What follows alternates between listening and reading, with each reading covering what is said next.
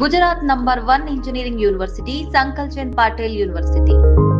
Virat Kohli, Rohit Sharma fan base గురించి ప్రత్యేకంగా చెప్పుకోవాల్సిన అవసరం లేనేలేదు. ప్రపంచం అంతటా కోట్ల మంది అభిమానులున్న వీరు సొంతం.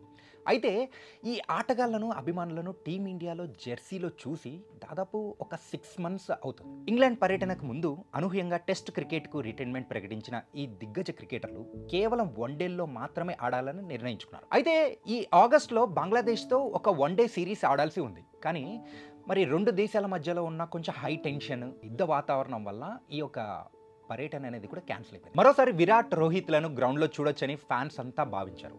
కానీ ఇప్పుడు ప్రస్తుతం రెండు దేశాల మధ్యలో ఉన్న పరిణామాల వల్ల అండ్ బంగ్లా పర్యటనను కూడా బీసీసీఐ రద్దు చేసింది. దీంతో అభిమానులలో నిరాశ మిగిలింది. తిరిగి వీరిద్దరిని అక్టోబర్లో ఆస్ట్రేలియాతో జరిగే వన్డే సిరీస్లో చూసే అవకాశం ఉందంటున్నారు.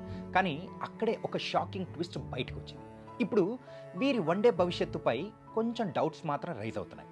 2027 వన్డే వరల్డ్ కప్ వరకు వీరు టీంలో కొనసాగే అవకాశాలు ఉన్నాయా లేవా అని డౌట్లు వస్తున్నాయి. ఇప్పుడు వీరిద్దరి వన్డే భవిష్యత్తుపై బీసీసీఐ త్వరలో ఓ నిర్ణయం తీసుకుంటున్నట్లు తెలుస్తుంది. తాజాగా ఇదే విషయంపై బీసీసీఐ సీనియర్ అధికారి కీలక వ్యాఖ్యలు అనేది కూడా చేశారు. కోహ్లీ, రోహిత్ శర్మ వన్డే ఫ్యూచర్పై త్వరలో ఓ నిర్ణయం తీసుకుంటామని అన్నారు.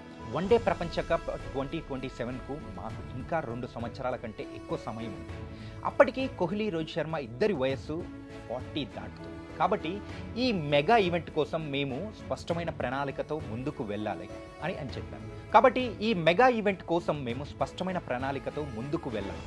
కొంతమంది యువ ఆటగాళ్లకు కూడా జట్టులో అవకాశం ఇవ్వాలి. కోహ్లీ, రోహిత్ శర్మ ఇద్దరు వైట్ బాల్ క్రికెట్లో భారత జట్టు ఎంతో కాలం నుంచి తమ సేవలను అందిస్తారు. ఎన్నో అద్భుతమైన విజయాలలో కూడా భాగమయ్యారు. వారు ప్రతిదీ సాధించారు. కాబట్టి అటువంటి లెజెండరీ క్రికెటర్లను రిటైర్మెంట్ ప్రకటించాలని ఎవరు ఒత్తిడి తీసుకురారు. కానీ తదుపరి వన్డే సైకిల్ ప్రారంభమయ్యే సమయానికి వారు మానసికంగా, శారీరకంగా సిద్ధంగా ఉన్నారా లేదో పరీక్షించక తప్పదు అని బీసీసీఐ అధికారి పేర్కొన్నారు.